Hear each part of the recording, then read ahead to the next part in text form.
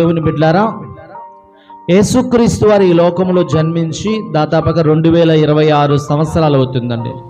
2026 సంవత్సరాలుగా యేసుక్రీస్తు వారి సువార్త, జనన మరణ పునరుత్థానాల సువార్తను ప్రకటిస్తూనే ఉన్నామండి. ఇక్కడ చాలా మంది అనుకుంటారు,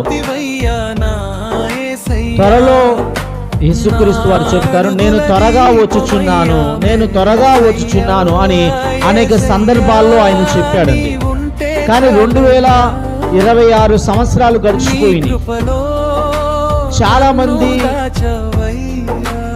త్వరగా వస్తున్నాను అంటున్నాడు, దేవుడు ఇంకా రావడం లేదేంది, దేవుని రాకడ ఇంకా రావడం లేదేంది అని చాలా మంది అనుకుంటూ ఉంటారండి. ఇక్కడ చెప్పబడింది, దేవుని యొక్క రాజ్య సువార్త సకల జనులకు సాక్షాత్మై లోకమందంతటా ప్రకటింపబడాలంట. ఎందుకు రాకడ ఆలస్యం అవుతుందంటే, ప్రజలందరూ మారు మనసు పొందాలి, ప్రజలందరూ రక్షణ అనుభవంలోకి రావాలి.